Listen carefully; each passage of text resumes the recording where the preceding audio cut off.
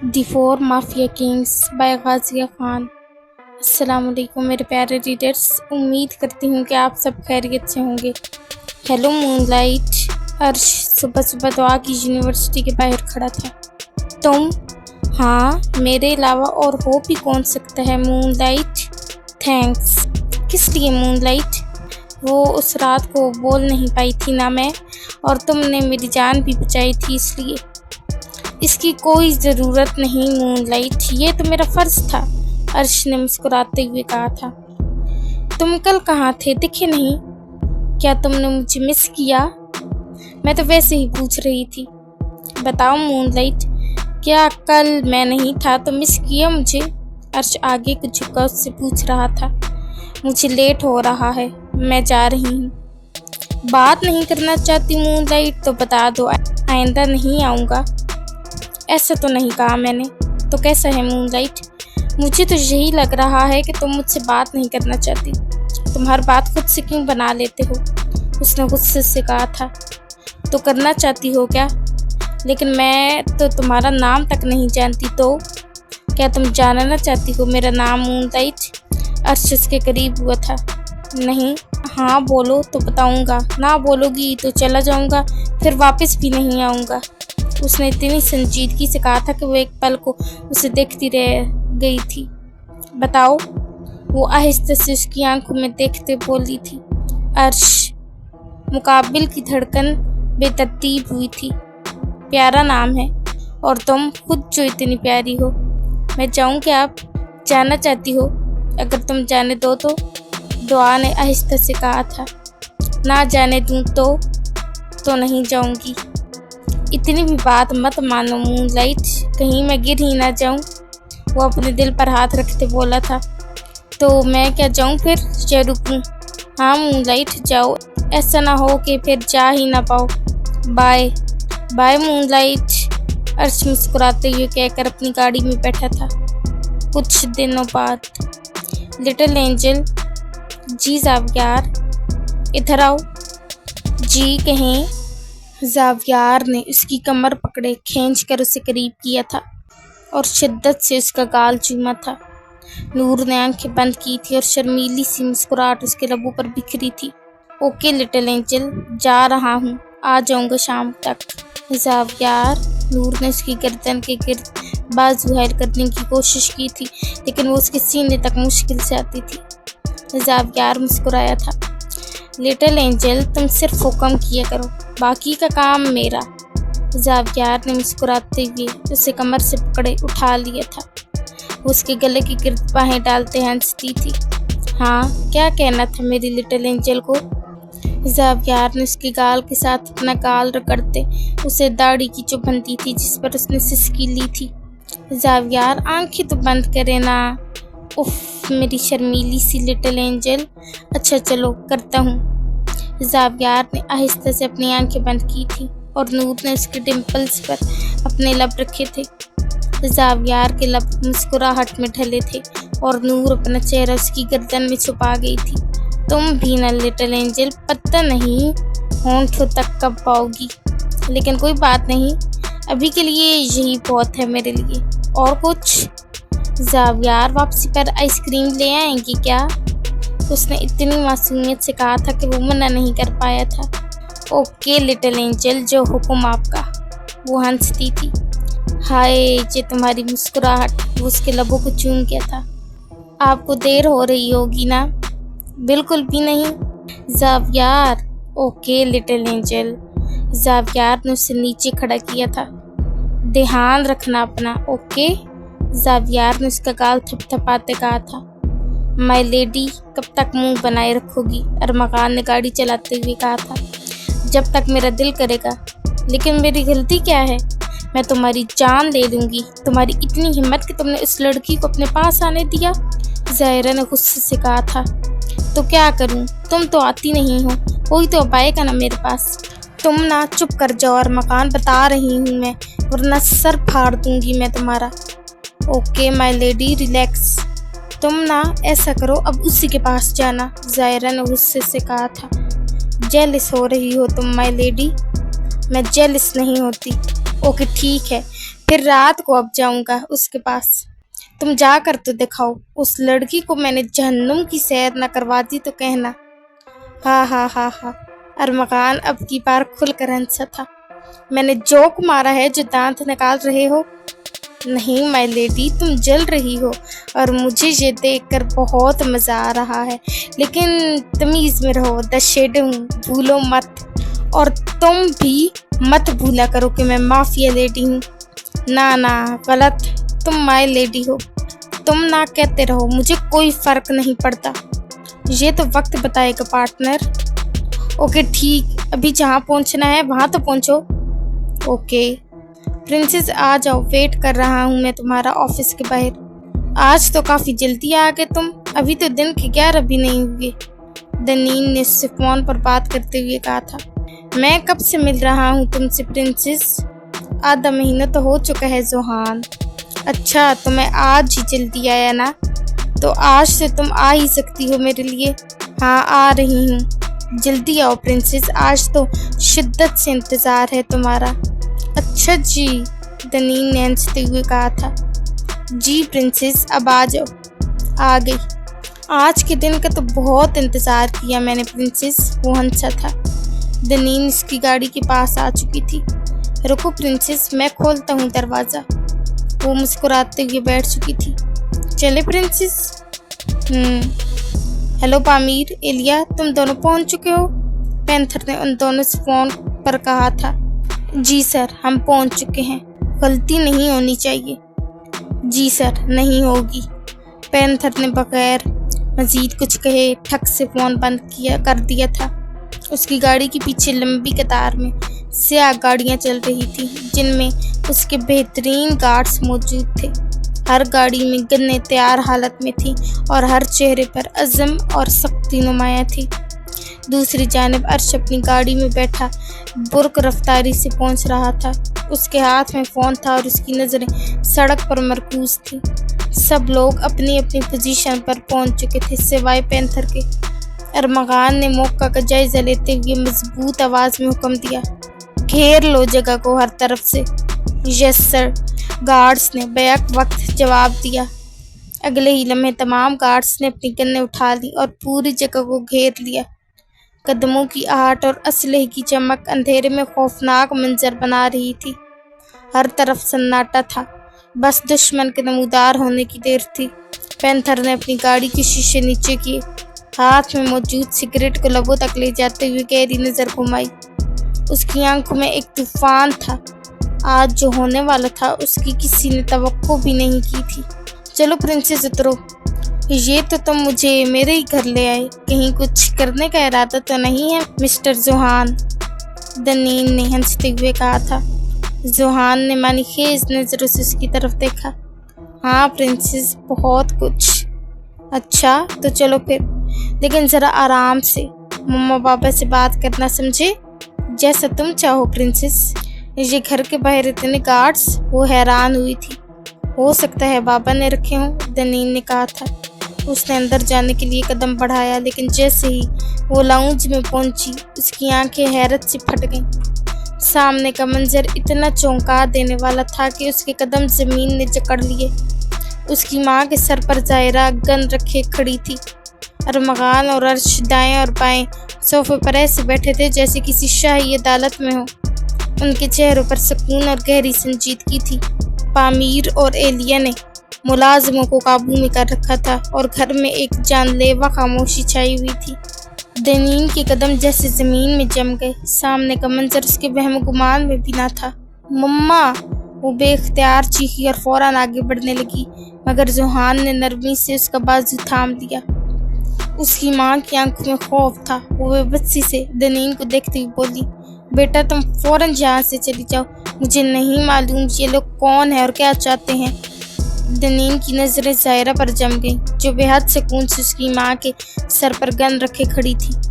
Johan तुम कुछ करो ना। दनीन ने घबरा कर जोहान की तरफ देखा, जैसी उम्मीद का आखिरी सहारा वही हो।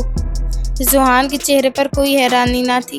वो गहरी नज़रों से उसकी माँ को देख रहा था, फिर एक नज़र दनीन पर डाली। ज़ाहिरा ने एक ठंडी सांस ली।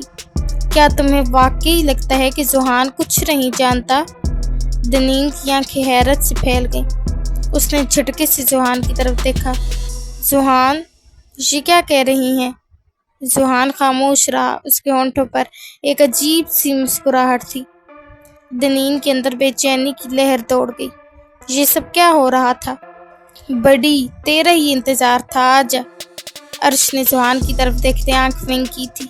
یہ کیا ہو رہا ہے؟ ہٹاؤ میری مما کے سر سے گن، ورنہ… دنین غصے سے چیخی تھی۔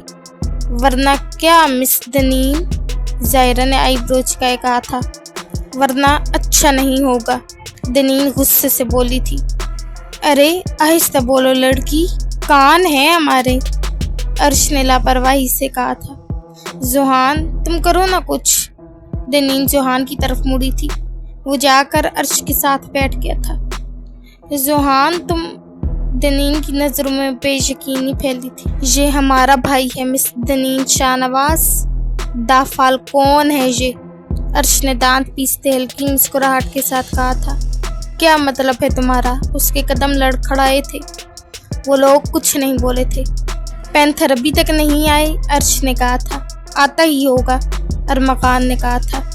دنین بیٹا تم اپنے بابا کو فون کرو، رفاع بیگم نے روتے ہوئے کہا تھا۔ جی مما، میں کرتی ہوں۔ دنین نے جلدی سے اپنے باپ کی طرف کال کی تھی۔ مشال اور اس کے فرینڈز مری پہنچ چکے تھے۔ سرد ہوا کے جھونکے چہروں کو چھو کر گزرتے تو ایک عجیب سی ٹھنڈک کا احساس ہوتا۔ پہاڑوں پر بکھری برف کی سفید چادر، دھند میں لپٹی وادیاں اور درختوں پر جمی برف کی تہہ نے ایک دلکش منظر پیش کر رکھا تھا۔ سبھی دوست ایک دوسرے کے ساتھ خوشگوار موڈ میں تھے، ہنسی مذاق کرتے ہوئے اپنے ٹرپ کو یادگار بنانے کے لیے پرجوش نظر آ رہے تھے۔ ارسلان اور مشال ایک ساتھ تھے۔ مشال نے خوشی سے کہا، میں نے کہا تھا کہ میں آ جاؤں گی۔ شکر ہے بابا نے اجازت دے دی، ورنہ دادی کا تو پورا پلان تھا کہ وہ مجھے نہ آنے دیں۔ وہ چلتے ہوئے ارد گرد کے حسین مناظر کو دیکھ رہی تھی، جبکہ ارسلان مسکراتے ہوئے اس کی باتیں سن رہا تھا۔ ہاں، یہ تو تمہاری ضد ہی تھی جو کام آئی، ورنہ تمہارے بغیر یہ ٹرپ ادھورا لگتا، ارسلان نے ہلکے پھلکے انداز میں کہا۔ مشال نے مزاحیہ انداز میں آنکھیں گھمائیں۔ بالکل، اب تو میں آ ہی گئی ہوں تو یادگار ٹرپ بنے گا۔ برف سے ڈھکی سڑک پر چلتے ہوئے دونوں کی ہنسی گونج رہی تھی۔ کامران، میں نے تم سے کہا تھا کہ مت اجازت دو اپنی بیٹی کو، لیکن تم تو سنتے ہی کہاں ہو میری۔ اماں ہو کیا گیا ہے آپ کو؟ وہ اپنے دوستوں کے ساتھ گئی ہے۔ کیا ہو گیا چلی گئی تو؟ ٹھیک ہے، جہاں دل ہے جاؤ، لیکن بعد میں میرے پاس مت آنا کامران۔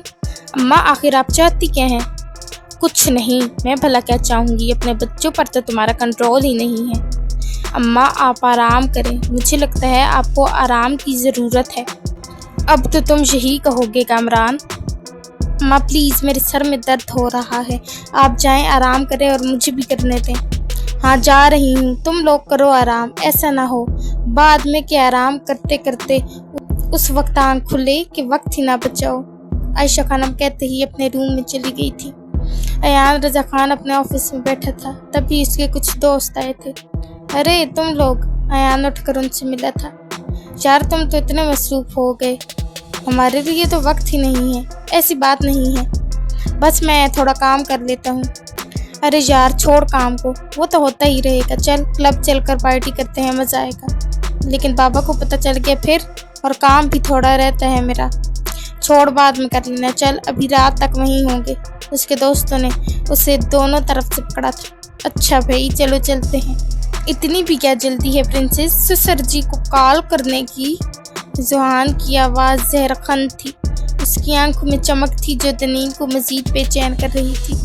ایسا نہ ہو وہ یہاں آئے اور دنیا سے ہی رخصت ہو جائے۔ ذوحان کی سنجیدہ مگر کاٹ دار آواز گونجی۔ دنین نے غصے سے اس کی طرف دیکھا اور پھر تیزی سے فون کان سے لگا لیا۔ ہیلو بابا، کہاں ہیں آپ؟ یہ لوگ گھر پر۔ بیٹا کون ہے یہ؟ خالد شاہ نواز کی آواز میں حیرت تھی۔ ارے گھٹیا انسان، میں بتاتا ہوں تجھے۔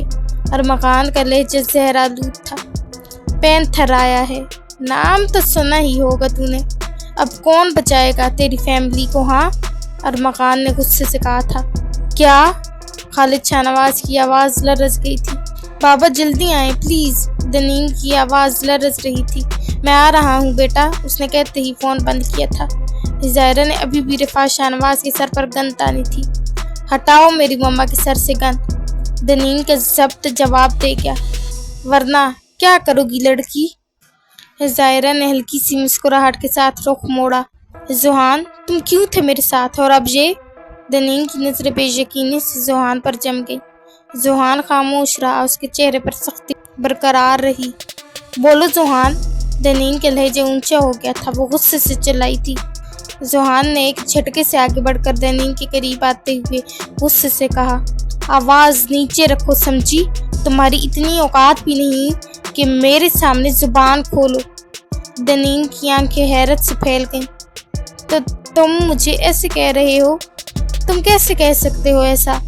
ہاں کہہ رہا ہوں، ابھی تو بہت کچھ باقی ہے مس دنین شاہنواز۔ ذوحان کی آواز میں برف جیسی ٹھنڈک اور زہر تھا۔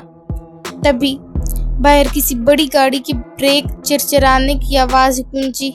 پینتھر آ چکا تھا۔ گارڈز کی تعداد میں یکدم اضافہ ہو گیا۔ دروازہ دھڑاک سے کھلا اور وہ اندر داخل ہوا۔ اس کے دبنگ قدموں کی آواز پورے حال میں گونجی۔ ماحول میں ایک عجیب سی سنسنی دوڑ گئی۔ سب کی نظریں اس پر تھیں۔ دنین نے پیچھے مڑ کر اسے دیکھا تھا۔ اس نے اپنے گلے میں پہنی زنجیر جس کے ساتھ اس کا ہتھیار لٹکا تھا گھمائی تھی۔ وہ سب کے درمیان جا کھڑا ہوا تھا۔ اس کی آنکھوں میں وہی چمک تھی جو کسی طوفان کے آنے سے پہلے دیکھنے کو ملتی ہے۔ کیا ہوا؟ سب کے چہروں کا رنگ کیوں اڑ گیا؟ اس کی دبنگ آواز کمرے میں گونجی۔ پھر اس نے رفعت شاہنواز پر نظر گاڑ دی۔ جانتی تو ہوں گی آپ مجھے، یا پھر یاد دلا دوں کہ میں کون ہوں؟ آپ کے شوہر نے بتایا ہوگا ہم چاروں کے بارے میں، ہے نا؟ اسی کے بیٹا ہوں جس کے ساتھ اس نے… وہ رکا تھا۔ رفعت شاہنواز کے چہرے کا رنگ فک ہو گیا۔ اس کے ہونٹ ہلکے سے کانپے، لیکن وہ خاموش رہی۔ وہ جان چکی تھی کہ وہ لوگ کون ہیں۔ پینتھر نے ایک قدم مزید قریب آ کر سرگوشی کے انداز میں مگر سخت لہجے میں کہا، آج فیصلہ ہوگا کہ یہاں شکار کون ہوگا اور شکاری کون۔ رفعت شاہنواز نے بمشکل اپنے رستے لبوں کو حرکت دی۔ یہ سب چھوڑ دو، جو چاہیے وہ لے لو، لیکن میرے خاندان کو چھوڑ دو۔ پینتھر ہلکا سا مسکرایا، مگر اس مسکراہٹ میں زہر گھلا تھا۔ آپ رحم کی بات کر رہی ہیں؟ وہی رحم جو تم لوگوں نے دوسروں پر کبھی نہیں کیا۔ اس کی آواز میں طنز واضح تھا۔ ذوحان اور ارمغان ایک دوسرے کی طرف دیکھنے لگے، جبکہ ظاہرہ نے اپنی گرفت گن پر مزید مضبوط کر لی۔ خالد شاہنواز آ رہا ہے، لیکن اسے اندازہ بھی نہیں کہ آج اس کی زندگی کا سب سے بھیانک دن ہونے والا ہے۔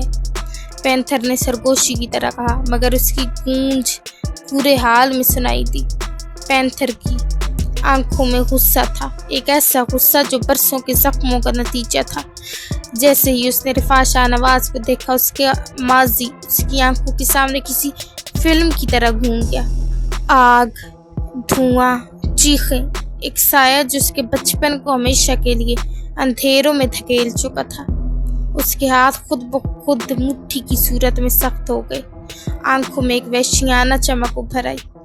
یہ وہ دن ہے جب سب قرض برابر ہوں گے رفعت شاہنواز، تمہارے خاندان کا ہر جرم آج گنا جائے گا۔ وہ غصے سے دھاڑا تھا۔ ماضی، چند سال پہلے۔ اسفند رک جا، بتاتا ہوں میں تجھے۔ بھائی آپ کی عمر ہو چکی ہے، آپ مجھے نہیں پکڑ سکتے، رک جائیں، آپ کے گھٹنے اب کمزور ہو گئے ہیں۔ اسفند نے ہنستے ہوئے کہا تھا۔ تو مجھے بوڑھا کہہ رہا ہے؟ شامیر سکندر نے غصے سے اس کی طرف دیکھتے ہوئے کہا تھا۔ بھائی اب بوڑھے کو بوڑھا ہی کہیں گے نا، اور بھلا میں نے کیا کر دیا جو ایسے برس رہے ہیں مجھ معصوم پر؟ اسفند نے معصوم چہرہ بناتے ہوئے کہا تھا۔ بچوں کو سکول سے چھٹی کروا کر گھومنے کس کی اجازت سے گیا تھا؟ شامیر سکندر نے غصے سے پوچھا تھا۔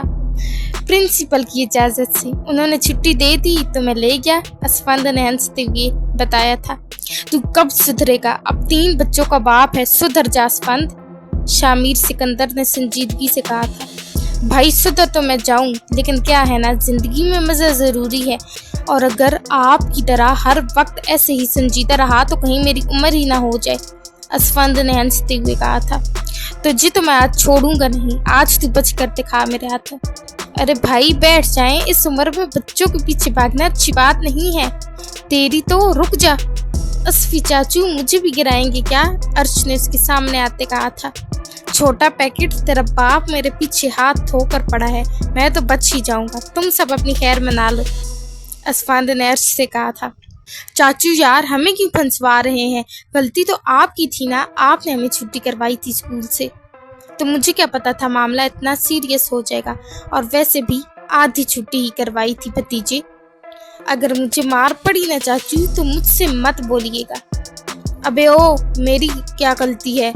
अच्छा चल, तू और मैं बाहर भाग जाते हैं, आइसक्रीम खा कर आएंगे। तो वापस आकर बाबा से कौन बचाएगा हमें? हाँ ये भी है। चाचू आपको हमें छुट्टी नहीं करवानी चाहिए थी, अब देखें जरा बाबा कितने गुस्से में हैं, ज़ावियार ने असफंद से कहा था। अबे चुप कर जा यार, तू भी अपने बाप पर गया है, संजीदा खड़ूस बनता जा रहा है। अबे चिल किया कर वरना उम्र हो जाएगी तेरी। चाचू आप भी कभी तो सीरियस हो जाया करो, ज़ावियार ने कहा था। बड़े पत्ते की बात की है तूने, बचपन से भाई मुझे यही कह रहे हैं, और अब देख वो बूढ़े हो रहे हैं। वैसे बाबा ज़ावियार कहे तो ठीक रहा है, अब ताया अबू से हमें कौन बचाएगा? अरमकान ने कहा था। हाय कहाँ फंस गया मैं, असफंद ने माथे पर हाथ मारते कहा था। वैसे तुम तीनों साथ में बहुत अच्छे लगते हो, अरमकान, ज़ावियार और भाईजान, तीनों एक नंबर के संजीदा, खड़ूस और गुस्से में रहने वाले। मतलब एक तो तुम लोगों को घुमाने लेकर गया, शुक्रिया अदा करने के बजाय मुझे ही बातें सुना रहे हो, बदतमीज औलाद। बाबा बिल्कुल ठीक कह रहे हैं, इनको कोई कदर ही नहीं है बाबा आपकी, जोहान ने कहा था। हाँ मेरा बच्चा तू ठीक कह रहा है। चाचू यार इमोशनल ब्लैकमेल मत किया करें आप, ज़ावियार ने कहा था। देख अर्श तेरा भाई अब मुझे क्या कह रहा है, असफंद ने नाटक करते कहा था। भाई खबरदार जो चाचू से बदतमीजी की तो समझे आप, अर्श ने कहा था। ओए जमीन से तो उगले पहले आया बड़ा, ज़ावियार ने उससे कहा था। ओए भतीजे खबरदार जो मेरे बच्चे पर गुस्सा किया तो। बाबा, अर्शिया भागते हुए आई थी, ज़ावियार ने आगे बढ़ते उसे उठा लिया था। छोड़े ना। क्यों छोड़ूं, किधर जा रही थी गुड़िया बताओ? बाबा के पास जा रही हूँ ना। अच्छा भाई मुझे पकड़ाए ना इसे, अर्श ने कहा था। ओए छोड़ो सब मुझे, 5 साला अर्शिया ने गुस्से से कहा था। ओहो इतना गुस्सा गुड़िया, अर्श ने कहा था। बाबा भैया मुझे छोड़ नहीं रहे, अर्शिया ने असफंद से कहा था। गुड़िया तुम क्या ताया अबू की कंपनी में बैठती हो जो इतना गुस्सा आ रहा है तुम्हें, जोहान ने हंसते हुए कहा था। बाबा ओए छोड़ो मेरी बेटी को, असफंद ने अर्शिया को उठाया था। हाँ बेटा बताओ। बाबा ताया अबू बुला रहे हैं, गुस्से में हैं, कह रहे हैं बाबा को बुलाओ, अर्शिया ने वैसे ही गुस्से में बताया था। बेटा तुम अपने ताया अबू की तरफ हो या मेरी, असफंद ने अपनी बेटी से पूछा था। अभी तो मार खाने की बारी है ना, तो अभी मैं ताया अबू की तरफ हूँ, अर्शिया ने कहा था, जिस पर सब हंसे थे। बड़ी तेज हो तुम, असफंद ने कहा था। चाचू बुलावा आया है, अंदर चलें, ऐसा ना हो कि बाबा बाहर आ जाए, ज़ावियार ने कहा था। अबे तू तो चुप कर, लेकिन मुझे डांट पड़ी तो तुम सब कौन सा बच जाओगे, असफंद ने कहा था। तो हमने कौन सा कुछ किया है, हम तो कहेंगे सब कुछ चाचू का किया धरा है, अर्श ने हंसते हुए कहा था। हाय चलो अंदर, वो सब इकट्ठे अंदर गए थे। क्या हुआ है शामिर, क्यों डांट रहे हैं बच्चों को, ज़ारा बेगम, शामिर सिकंदर की बीवी ने कहा था। अभी डांटा किधर है, अब डांटूंगा। अरे जाने दे, बच्चे हैं। हाँ वो तो बच्चे हैं, ये असफंद कहाँ से बच्चा है, 3 बच्चों का बाप। हमना, असफंद की बीवी ने अपनी हंसी दबाई थी। वो सब अंदर पहुंचे थे। दांत मत निकालो शोहर पर, असफंद ने आहिस्ते से हमना से कहा था। तो शोहर ऐसी हरकतें ही ना करे ना, बहुत हंसी आ रही है ना तुम्हें, बताता हूँ बाद में। हाँ बता देना, पहले डांट तो सुन दो, खी ना करो। असफंद, शामिर सिकंदर ने गुस्से से कहा था। जी भाई के बच्चे, अब बताओ जरा मुझे, क्या ड्रामा बना रखा है तुमने? भाई जब आप पैसे देंगे तो वो भी बना लूँगा, हीरो खुद को रख लूंगा, पैसे नहीं देने पड़ेंगे हीरो के, असफंद ने कहा था, जिस पर सबने अपनी हंसी दबाई थी। चाचू अब तो आप गए, अर्श ने कहा था। चुप कर बे, just shut up Asfand, Shamir Sikandar ने गुस्से से कहा था। आज से ऑफिस का काम तुम संभालोगे, शाम तक घर नहीं आ सकते तुम। क्या? असफंद का मुंह खुला था। शामिर सिकंदर ने सबको खूब डांटा था। जाओ, सब जाओ और तुम सब अपना सबक पढ़ो जाकर, समझे? जी पापा, जी ताया अब्बू, सबने कहा था। मजा आया? हमना ने हंसते हुए कहा था। चुप करो तुम, मजा आया कि बच्ची। चलो ना कमरे में, बताता हूँ तुम्हें। क्या कर लोगे तुम? जो करूँगा ना तो तुम्हारी जुबान भी नहीं खुलेगी। चाचू, अर्श ने हंसते हुए कहा था। बाबा कैसी लगी डांट, मजा आया? जोहान ने कहा था। चुप करो बदतमीज औलाद, जाओ काम करो अपना, आइंदा तुम लोग भी सबक ही पढ़ोगे। जब डांट खाओगे ना भाई की, मजा आएगा तुम सबको भी। बाबा तो आप भी थोड़ी देर पहले वही खा रहे थे, जोहान ने हंसते हुए कहा था। दफा हो जाओ, असफंद कहते ही अपने रूम में चला गया था। कुछ दिनों बाद सबने अपना सामान पैक कर लिया, शामिर सिकंदर ने पूछा था। जी भाई। वो सब अमेरिका शिफ्ट हो रहे थे। चाचू वैसे एक बात पूछूं, जावियार ने कहा था। हाँ पूछ संजीदा औलाद। वहाँ तो आप जा रहे हैं, लेकिन छोटे बच्चे न बन जाइएगा, क्योंकि वो हम हैं। शुक्र है बता दिया तूने, मुझे तो पता ही नहीं था कि तुम बच्चे हो, मैं नहीं। शुक्रिया करने की जरूरत नहीं है चाचू, बताना मेरा फर्ज था, जावियार ने मुस्कुराते हुए कहा था। ताया अबू हम वहाँ क्यों जा रहे हैं, अरमगान ने पूछा था। बेटा मैंने सोचा बिजनेस वहीं पर सेटल कर लेते हैं और तुम लोग भी वहीं पढ़ लेना, अच्छा हो जाएगा। जी। अर्शिया आओ मैं उठाता हूँ तुम्हें, अर्श ने हमना बेगम से उसे लिया था। भैया आप तो छोटे हो ना, लेकिन तुमसे तो बड़ा हूँ ना, लेकिन बाकी सबसे तो छोटे हो ना। ओ गॉड यार गुड़िया, अब तुम जब कह ही रही हो तो चलो आगे बोलो। हाँ छोटा हूँ तो तब भी हर वक्त डांट खाते रहते हो, अर्शिया ने कहा था, जिस पर अर्श का मुंह खुला था। ये तुम्हारी जुबान इतनी तेज क्यों चलती है गुड़िया?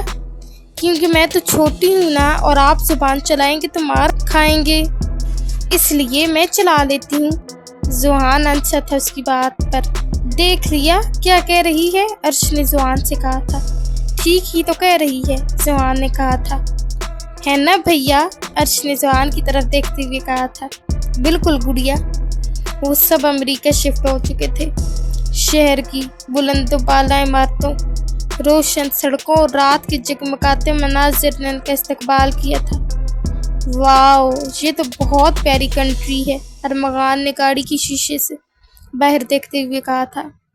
हाँ बेटा पसंद आई मुझे भी, असफंद ने मुस्कुराते हुए कहा, लेकिन उसकी आंखों में एक अजीब से सुकून और खला साथ साथ मौजूद था। कुछ जगह तो खूबसूरत होती हैं, लेकिन कभी कभी वो दिल को वो अपनाइयत नहीं दे सकती जो अपनों के दरमियान होती है, जावियार ने आहिस्ता आवाज में कहा। हाय मेरा संजीदा बच्चा, अभी फिलहाल बोर न कर हमें, असफंद ने जावियार से कहा था। शामिर सिकंदर हंस दिया था। अर्श ने खिड़की से बाहर न्यूयॉर्क की चमक दमक को देखा और धीरे से बोला, कितनी प्यारी लड़कियां। अबे चुप कर जा, तेरी चच्ची ने सुन लिया तो मेरा कुछ नहीं रहेगा, और तेरे बाप ने सुन लिया तो तेरा कुछ नहीं बचना।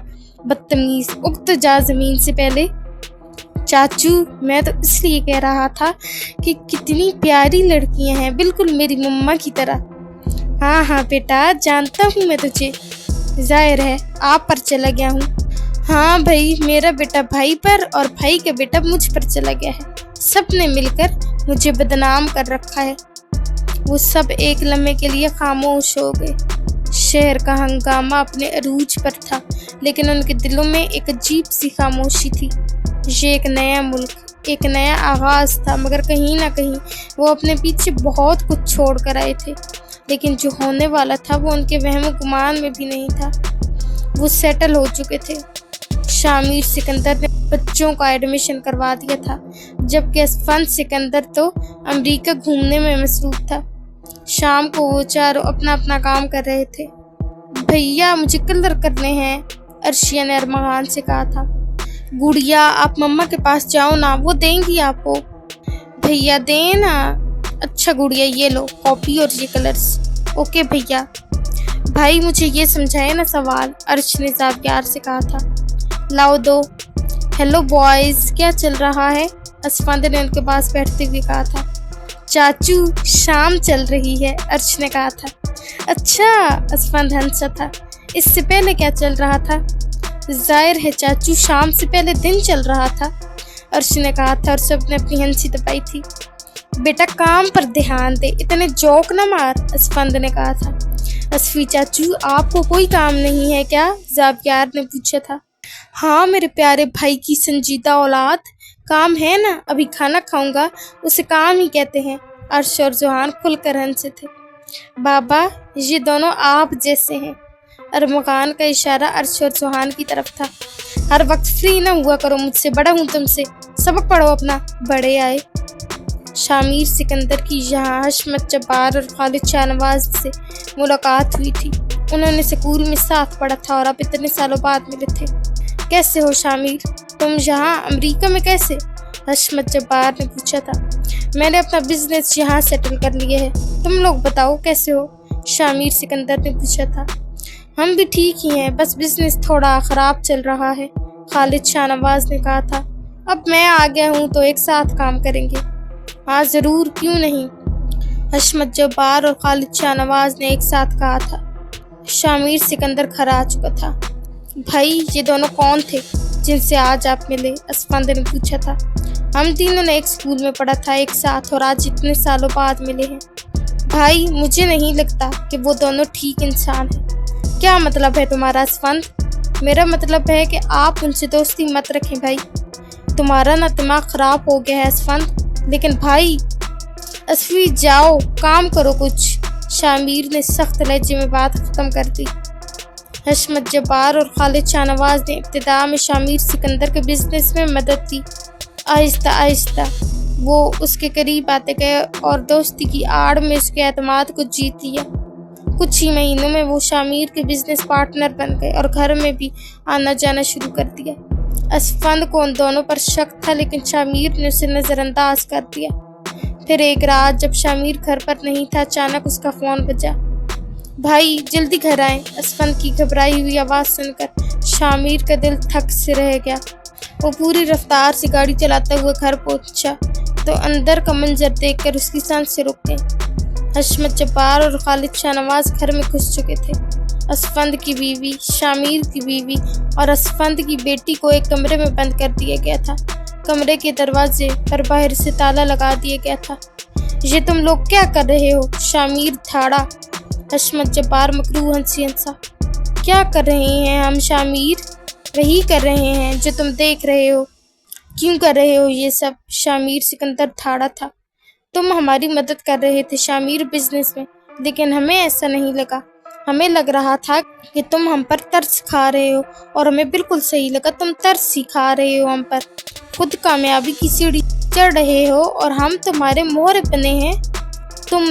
तुमने शामिर हमें गुलाम की तरह रखा है कि चंद पैसे की ज़रूरत होती है तो तुमसे मांगने आ जाते हैं और तुम हम पर तरस खाते हो। तुम्हारे पास बहुत दौलत है शामिर, इसलिए तुम अपने ख़ानदान के साथ अमेरिका शिफ्ट हो गए और अब हमें नीचे दिखाते हो। हमें भिखारी समझ रखा है तुमने। पागल हो गए हो क्या तुम? मैंने ऐसा कुछ नहीं किया। मैंने हमेशा तुम दोनों को अपना दोस्त माना। नहीं शामिर, तुमने कभी हमें अपना दोस्त नहीं माना और ये तुम्हारा छोटा भाई हर वक्त हमें ऐसे देखता है जैसे हम इसके टुकड़ों पर पल रहे हों। लेकिन अब ये दौलत, ये सब कुछ हमारा हुआ शामिर, खालिद शाहनवाज ने कहा था। तुम्हें जो चाहिए ले लो, लेकिन मेरे बच्चों को, उन्हें सबको जाने दो। शामिर ने इल्तिजा की थी। ऐसे कैसे शामिर, जाने दें? अगर तुम सबको छोड़ दिया तो तुम हमें नहीं जाने दोगे ना? हशमत जब्बार ने कहा था। मैं कुछ नहीं करूँगा, छोड़ दो मेरी फैमिली को, शामिर ने कहा था। तुम्हें पता चल गया है शामिर कि हम क्या करते हैं, इसलिए अब तुम तो नहीं बच सकते ना? खालिद ने कहा था। मैं तुम दोनों को छोड़ूंगा नहीं। अगर मेरी फैमिली को ज़रा सी भी आंच आई ना तो देखना। असफंद गुस्से से ठाड़ा था। पता तो है तुम्हें भी कि हम क्या करते हैं और तुम्हारे पास तो सबूत भी होगा कि हम क्या करते हैं। असफंद, चलो कोई बात नहीं, मैं बता देता हूँ कि हम क्या करते हैं। हम لڑکیاں اسمگل کرتے ہیں، ڈرگز، اسلحہ اور ایسے ہی بہت سے کام، اور اگر تم نے پولیس کو بتا دیا تو ہم تو نہیں رہیں گے، اس لیے اب تم سب کو مرنا ہوگا، حشمت جبار نے کہا تھا۔ نہیں، ہم کچھ نہیں کریں گے، چھوڑ دو ان سب کو، یہ دیکھو میرے جوڑے ہاتھ۔ شامیر سکندر گھٹنوں کے بل نیچے بیٹھ چکا تھا، وہ رو پڑا تھا۔ ارمغان، سوہان، عرش اور زاویار کھڑے رو رہے تھے۔ بھائی اٹھیں، آپ کیوں بیٹھے ہیں ان کے سامنے؟ اسفند نے کہا تھا۔ اسفند، شامیر سکندر نے اسے اپنے گلے سے لگایا تھا۔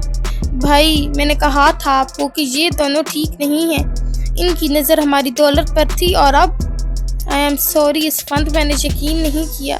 دونوں کی آنکھوں میں آنسو تھے۔ بابا، وہ چاروں بھاگتے ہوئے آ کر اسفند اور شامیر کے گلے سے لپٹے تھے۔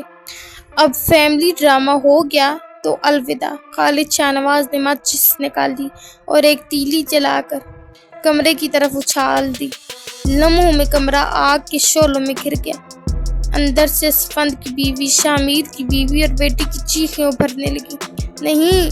شامیر پاگلوں کی طرح آگ بجھانے کی کوشش کرنے لگا، لیکن حشمت جبار اور خالد شاہ نواز اسے روکنے کے لیے کھڑے ہو گئے۔ ارمغان، زاویار، عرش اور سوہان بے بسی کے عالم میں کھڑے تھے۔ ان کی آنکھوں سے آنسو جاری تھے۔ وہ آگ کو دیکھ رہے تھے لیکن کچھ کر نہیں پا رہے تھے۔ وہ چیخ چیخ کر رو رہے تھے۔ پل میں ان کی دنیا بکھر گئی تھی۔ اسفند بھی دیوانوں کی طرح پانی پھینکنے کی کوشش کر رہا تھا، مگر آگ تیزی سے بڑھتی جا رہی تھی۔ شامیر کی چیخیں دل دہلا دینے والی تھی۔ یہ سب تمہاری اپنی غلطی ہے شامیر، اگر تم اپنی دولت ہمیں دے دیتے اور تمہارا بھائی ہم پر نظر نہ رکھتا تو یہ سب نہ ہوتا، حشمت نے زہریلی مسکراہٹ کے ساتھ کہا۔ آگ کی لپیٹیں تیز ہونے لگیں، چیخیں دم توڑنے لگیں اور شامیر کی دنیا ایک ہی پل میں راکھ ہو گئی۔ اس کی بیوی، اس کے بھائی کی بیوی اور اس کے بھائی کی بیٹی آگ میں راکھ بن چکے تھے۔ وہ سب چیخ رہے تھے پاگلوں کی طرح۔ مما، گڑیا، وہ چاروں رو رہے تھے۔ ان کی ماں، بہن جا چکی تھی انہیں ہمیشہ کے لیے چھوڑ کر، لیکن اب کیا ہو سکتا تھا؟ اب تمہارے بچے اپنے دونوں باپ اور چاچو کو مرتا دیکھیں اور آخر میں یہ مریں گے۔ چھوٹے ہیں نا، اتنا رحم تو کھا ہی سکتے ہیں، خالد شاہ نواز نے ہنستے ہوئے کہا تھا۔ خالد شاہ نواز اور حشمت جبار نے ان دونوں کے بچوں کو پکڑا تھا۔ اسفند اور شامیر چلائے تھے۔ خالد شاہ نواز اور حشمت جبار کے چہروں پر شفاق مسکراہٹ تھی۔ ان کے ہاتھوں میں اسفند اور شامیر کے معصوم بچے تڑپ رہے تھے۔ خوف سے ان کی آنکھوں میں آنسو تیر رہے تھے اور ان کے رونے کی آوازیں جلتے ہوئے الاؤ میں مدھم پڑتی جا رہی تھی۔ شامیر اور اسفند ایک ساتھ چیخے۔ ان کے لہجے میں بے بسی اور غضب کا طوفان تھا۔ انہیں چھوڑ دو خالد، حشمت، اگر تم میں ذرا سی بھی غیرت باقی ہے تو ان معصوموں کو مت چھونا۔ بچے چیخ رہے تھے۔ ان کے چھوٹے ہاتھ باپوں کی طرف لپک رہے تھے۔ بابا، چاچو، ہمیں بچا لو۔ شامیر کی آنکھوں میں خون اتر آیا۔ اس نے اپنی زندگی میں بہت کچھ دیکھا تھا، لیکن آج اس کے اپنے بچے دشمن کے ہاتھوں میں بے بس تھے اور وہ کچھ نہیں کر پا رہا تھا۔ حشمت جبار نے ایک زہریلی ہنسی کے ساتھ بچوں کو اور زور سے پکڑا، جیسے وہ ان کی آخری سانسوں کا لطف اٹھا رہا ہو۔ بہت چیخ لیا تم دونوں نے، اب دیکھتے ہیں کہ جب تمہارے سامنے تمہارے بچے راکھ بنیں گے تو تمہاری چیخیں کیسی ہوں گی، خالد نے زہرخند لہجے میں کہا اور ایک سگریٹ جلا کر راکھ جھاڑی۔ شامیر کے اندر کچھ ٹوٹا تھا، لیکن جو پیدا ہوا وہ تھا غصہ۔ وہ غصے سے ان کی طرف بڑھا تھا اور انہیں گریبان سے پکڑا تھا۔ خالد شاہ نواز اور حشمت جبار اب شامیر کی طرف لپک چکے تھے۔ ان کی آنکھوں میں خون اتر آیا تھا، ان کے ہاتھوں میں اسلحہ تھا، لیکن ان کے چہروں پر وہی زہریلی مسکراہٹ برقرار تھی۔ ان کا پورا دھیان اب شامیر پر تھا۔ دوسری طرف اسفند کے قدم اپنے بچوں کی طرف بڑھے۔ وہ لرز رہے تھے، رو رہے تھے اور خوف میں جکڑے ہوئے تھے، لیکن اسفند کو اب ان کے لیے فیصلہ لینا تھا۔ جاؤ، بھاگ جاؤ تم چاروں، ہم سنبھال لیں گے سب کچھ۔ اسفند کی آواز گرجدار تھی، لیکن اس میں ایک باپ کی بے بسی بھی تھی۔ نہیں، ہم نہیں جائیں گے چاچو، زاویار نے ہچکیاں لیتے ہوئے کہا تھا۔ اس کی ننھی مٹھیوں نے اسفند کی قمیض کو مضبوطی سے تھام دیا جیسے وہ کبھی چھوڑنا نہیں چاہتا تھا۔ اسفند کے دل پر جیسے کسی نے خنجر مار دیا ہو، لیکن یہ وقت جذبات کا نہیں تھا، یہ وقت اپنے بچوں کو بچانے کا تھا۔ نہیں زاویار میرا بچہ، تم جاؤ اپنے بھائیوں کو لے کر بھاگ جاؤ یہاں سے، پلیز میرا بچہ، چاچو کی بات مانو، گھر کے پچھلے دروازے سے بھاگ جاؤ میرا بچہ، جاؤ۔ اسفند نے اس کے چہرے کو اپنے ہاتھوں میں تھاما، آنکھوں میں آنسو تیرنے لگے۔ بچوں کی آنکھوں میں خوف اور بے بسی تھی، لیکن اسفند کی التجا میں جو شدت تھی وہ ان کے چھوٹے دلوں کو بھی سمجھ آ رہی تھی۔ زاویار نے اپنے بھائیوں کی طرف دیکھا، پھر اسفند کی نم آنکھوں میں ایک آخری بار جھانکا۔ بابا، ارمغان روتے ہوئے اسفند کے گلے سے لپٹا تھا۔ جاؤ ارمغان بیٹا، خیال رکھنا اپنا اور اپنے بھائیوں کا، ان کو کبھی کوئی تکلیف نہ ہونے دینا۔ زاویار، اپنے بھائیوں کا باپ بن کر خیال رکھنا، یہ اب تمہاری ذمہ داری ہے میرا بیٹا، اسفند نے زاویار سے کہا تھا، جس پر اس نے روتے ہوئے ہاں میں سر ہلایا تھا۔ وہ شدت سے رو رہے تھے، دل میں تکلیف ہو رہی تھی۔ بابا، چاچو، زاویار نے روتے ہوئے کہا، لیکن اسفند نے سر ہلا دیا۔ بھاگو ابھی۔ عرش اور ذوحان اسفند کے گلے سے لپٹے تھے۔ اسفی چاچو، عرش نے کہا تھا۔ چاچو کی جان، جا بھاگ جا بیٹا، مڑ کر مت دیکھنا پیچھے۔ بابا نہیں نا، ذوحان نے روتے ہوئے کہا تھا۔ نہیں میرے بچے، جاؤ، وقت نہیں ہے ابھی، ان کا دھیان بھائی پر ہے، تم چاروں جاؤ، چلے جاؤ یہاں سے۔ وہ چاروں روئے جا رہے تھے۔ زاویار نہیں جانا چاہتا تھا، لیکن اسفند جو کہنا چاہتا وہ سمجھ چکا تھا۔ اتنا تو سمجھدار تھا وہ کہ یہ سمجھ نہ پائے کہ اب کیا ہونے والا تھا، اور پھر جیسے کوئی فیصلہ ہو گیا ہو، زاویار نے اپنے چھوٹے بھائیوں کا ہاتھ پکڑا، مڑ کے اسفند اور شامیر کو دیکھا اور لڑکھڑاتے قدموں سے بھاگنے لگا۔ ان کے ننھے قدم زمین پر گرتے پڑتے دور ہوتے جا رہے تھے، لیکن ان کی سسکیاں بھی سنائی دے رہی تھی۔ اسفند نے ایک گہرا سانس لیا اور مڑ کر شامیر کی طرف دیکھا۔ اب دشمن کا سامنا کرنا تھا۔ پکڑو، وہ چاروں بھاگ رہے ہیں۔ خالد نے دیکھتے ہی گارڈز کو حکم دیا، رکو، خبردار جو ایک قدم بھی میرے بچوں کی طرف بڑھایا تو جان دے دوں گا میں تم سب کی۔ اسفند غصے سے دھاڑا تھا۔ کیا دیکھ رہے ہو، اس کو بھی پکڑ لو، خالد نے کہا تھا۔ اسفند نے ان سب کو پکڑ کر دھو ڈالا تھا۔ شامیر خالد اور حشمت کے سامنے کھڑا تھا۔ میرے بچوں کی طرف آنکھ اٹھا کر بھی مت دیکھنا ورنہ جان سے جاؤ گے، اسفند حلق کے بل چلایا تھا۔ تم دونوں ایسے نہیں مانو گے۔ وہ چاروں بھاگ رہے تھے۔ زاویار کے ہاتھ میں عرش کا ہاتھ تھا اور ارمغان کے ہاتھ میں ذوحان کا۔ گولیوں کی آواز آئی تھی اور ان کے قدم رکے تھے۔ اسفند اور شامیر کو بھی وہ دونوں مار چکے تھے۔ بھائی، اسفند نے روتے ہوئے شامیر کو دیکھا تھا۔ بچے، شامیر نے کہا تھا۔ چلے گئے بھائی وہ، اور کچھ دیر بعد دونوں کی آنکھیں بند ہو چکی تھیں۔ حشمت اور خالد دونوں ہنسے تھے۔ اب یہ دولت بھی ہماری اور ہمارے راز راز ہی رہیں گی، کسی کو کچھ پتہ نہیں چلے گا کہ ہم کیا کرتے ہیں۔ وہ ہنسے تھے، لیکن ان کے بچے، ان کو بھی پکڑنا ہے، چلو جلدی، حشمت جبار نے کہا تھا۔ ہاں چلو۔ بابا، چاچو، ذوحان اور عرش رو رہے تھے۔ چلو، ہم رک نہیں سکتے، زاویار نے اپنے آنسو صاف کرتے کہا تھا۔ زاویار نے عرش کا ہاتھ مضبوطی سے پکڑا تھا۔ بھائی نہیں، عرش، میں نے کہا چلو، چلو ارمغان، ذوحان، رکنا نہیں ہے، بھاگتے رہو جب تک میں نہیں کہتا، بھاگتے رہو، زاویار نے کہا تھا۔ وہ چاروں بھاگ رہے تھے۔ خالد اور حشمت اپنی گاڑیوں میں بیٹھے تھے۔ ذوحان لڑکھڑایا تھا، اس کا پاؤں کسی چیز سے ٹکرایا تھا۔ ذوحان، ارمغان نے کہا تھا، بھائی مجھ سے نہیں چلا جا رہا، اور بس۔ ذوحان، تھوڑی دیر اور چلو، وہ آتے ہی ہوں گے، چلو، زاویار نے کہا تھا۔ بھائی، ذوحان نے کہا تھا۔ میں نے کہا چلو جلدی، بھاگو، بس تھوڑی دیر اور۔ وہ دوبارہ اٹھا تھا۔ حشمت جبار اور خالد شاہ نواز کی گاڑیاں نکلی تھی وہاں سے۔ رات کی تاریکی میں وہ چاروں بھاگ رہے تھے۔ ان کے چھوٹے قدم کانپ رہے تھے، لیکن ان کے دلوں میں خوف سے زیادہ زندہ رہنے کی جستجو تھی۔ زاویار سب سے آگے تھا۔ اس کی آنکھوں میں آنسو تھے، لیکن چہرے پر ایک بڑا بھائی ہونے کا عزم تھا۔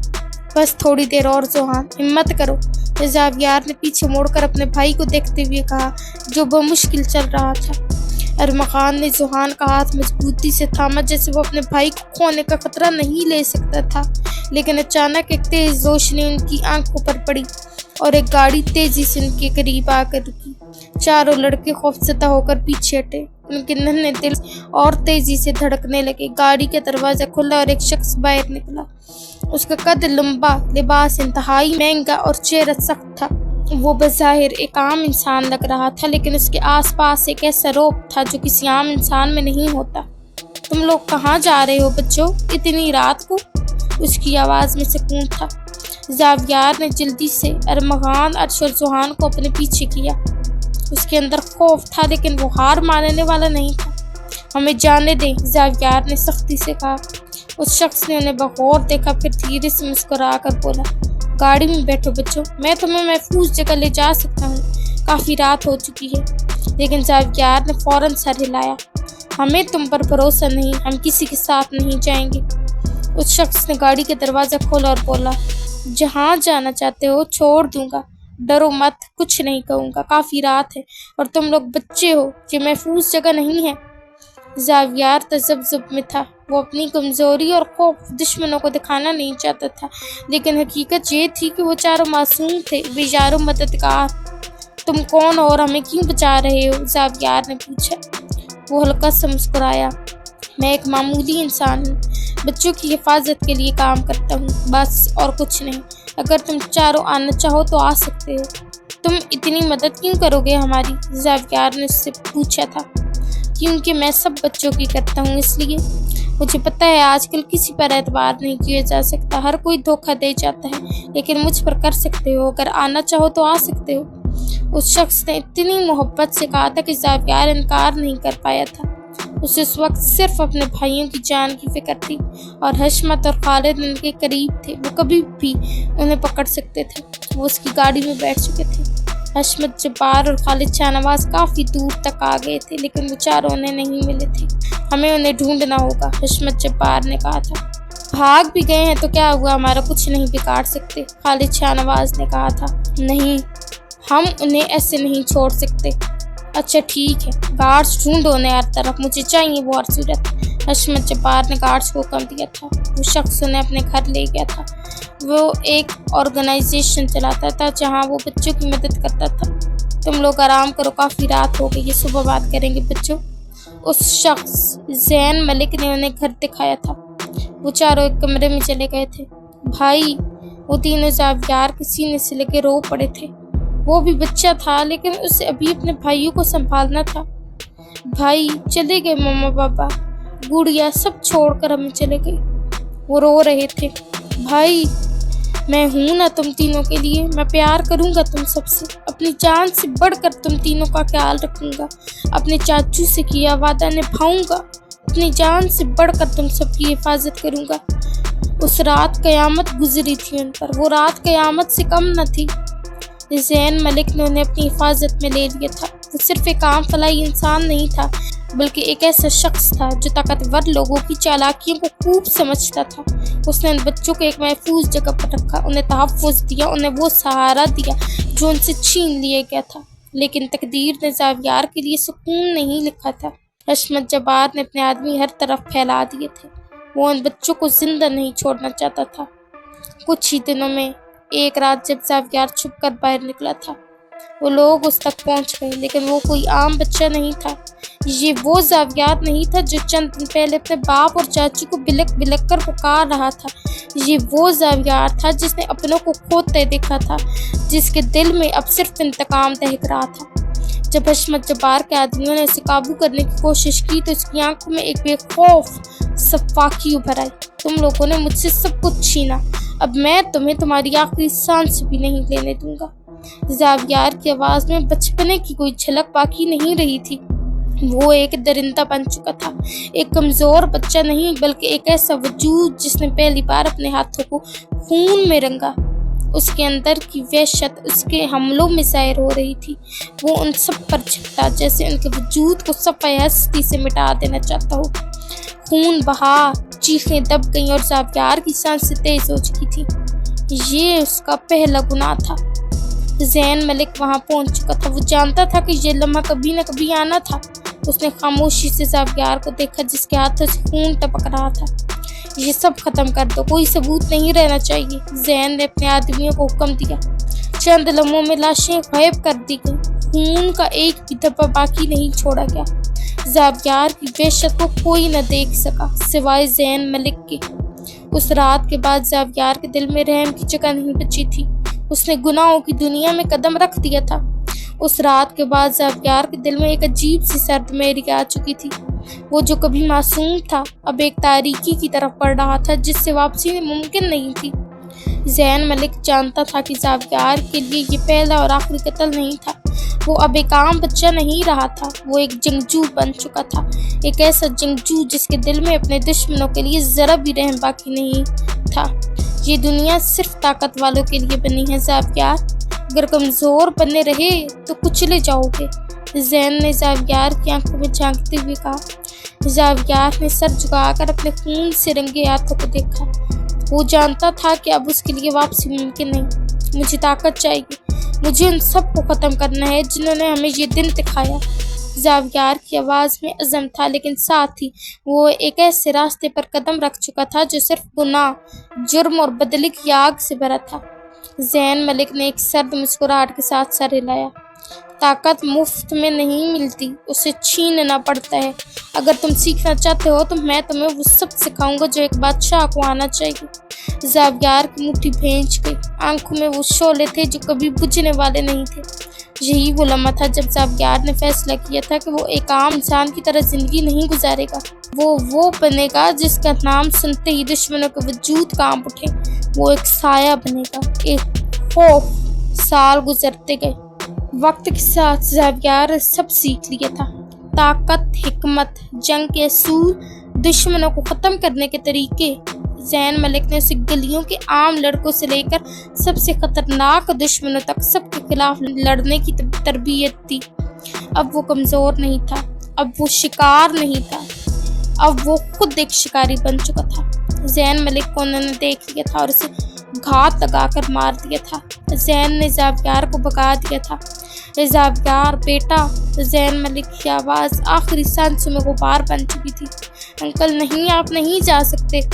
زاویار بات سنو بیٹا، تمہیں جو کچھ میں نے سکھایا وہ یاد رکھنا۔ تم جو بنو گے وہ تمہاری تقدیر نہیں بلکہ تمہارے فیصلے ہوں گے۔ تم ہمیشہ کمزوروں کا ساتھ دینا، ان یتیم بچوں کا خیال رکھنا جن کا کوئی نہیں ہوتا۔ یہ آخری الفاظ تھے جو زین ملک نے زاویار کے کانوں میں گونجے کہ پھر اس کی آنکھیں بند ہو گئی۔ زاویار کی دنیا ایک لمحے میں اجڑ گئی۔ اس کی استاد، اس کے رہنما کی آواز خاموش ہو چکی تھی۔ زاویار کا دل ٹوٹ گیا۔ وہ جانتا تھا کہ اس کا گزرے ہوئے وقت میں سیکھا ہوا ہر سبق اس کے دل میں ہمیشہ زندہ رہے گا۔ زین ملک کے الفاظ اس کے دل میں ایک قسم کی انقلابی طاقت پیدا کر گئے، لیکن اس کی آنکھوں میں انتقام کی ایک اور آگ جل رہی تھی۔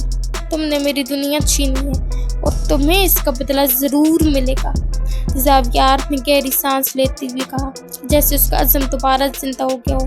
پامیر کو زین نے اپنے پاس رکھا ہوا تھا، وہ یتیم تھا۔ پامیر کو زاویار نے اپنے ساتھ رکھ لیا تھا۔ ایلیا اسمگل ہونے والی لڑکیوں میں سے تھی جسے اس نے بچایا تھا۔ وہ اکیلی تھی، اس نے زاویار کے ساتھ رہنے کی اجازت لی تھی جس پر زاویار نے اسے بھی اپنے ساتھ رکھا تھا۔ زائرہ کا ایک بھائی تھا، ان دونوں کو اغوا کیا جا رہا تھا۔ زائرہ کے بھائی نے اپنی بہن کو بچانے کی کافی کوشش کی، لیکن جب زاویار نے انہیں دیکھا تو اس نے انہیں بچایا تھا۔ زائرہ کا بھائی زاویار کے لیے کام کرنے لگ گیا تھا، لیکن وہ کچھ لوگوں کی انفارمیشن نکالنے گیا تو اس کو مار دیا گیا۔ پھر زائرہ نے اس کی جگہ آنے کی اجازت لی۔ شروع میں انہیں زائرہ پر یقین نہیں تھا کہ ہو سکتا ہے کہ وہ ان سے بدلہ لے، کہ شاید اس کے بھائی کی جان ان کے ساتھ ہونے کی وجہ سے گئی ہے، لیکن بعد میں انہیں جب یقین ہو گیا کہ زائرہ ان کے ساتھ ہے، وہ ان سے نہیں اپنے بھائی کے دشمنوں سے بدلہ لے گی، تو انہوں نے اسے اپنی ٹیم میں لے لیا۔ زاویار کینیڈا چلا گیا تھا، وہاں اس نے سب کی پڑھائی پوری کروائی اور پھر انہیں ٹریننگ دی، شوٹنگ کی، دشمنوں کے ساتھ لڑنے کی ٹریننگ، اور جو کچھ زین اسے سکھا کر گیا تھا وہ سب اس نے سکھایا انہیں۔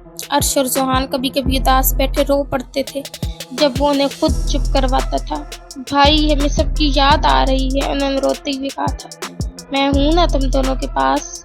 ہوں، اس کا مطلب مجھ سے پیار نہیں کرتے تم دونوں؟ ایسی بات نہیں ہے بھائی، ہم آپ سے پیار کرتے ہیں، لیکن چاہت آتی ہے پاپا کی، چاچو کی، عرش نے روتے ہوئے کہا تھا۔ چپ کرو، تم تو اچھے بچے ہو نا۔ نہیں، میں اچھا بچہ نہیں ہوں۔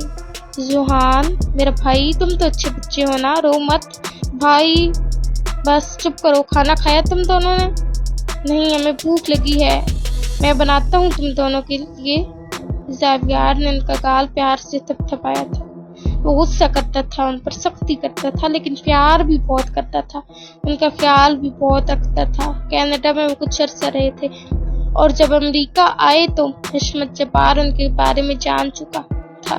خالد شاہ نواز کا اور حشمت جبار کا کچھ سالوں سے ایک دوسرے سے رابطہ نہیں تھا، اس لیے خالد کو ان کے بارے میں کچھ پتہ نہیں چلا تھا، لیکن اس نے اتنی دولت اکٹھی کی تھی کہ وہ کچھ بھی کر سکتا تھا۔ ایپیسوڈ اچھی لگے تو ریویو دینا مت بھولیے گا۔ دعاؤں میں یاد رکھیں، خوش رہیں اور ان سے مسکراتے رہیں۔ اللہ حافظ۔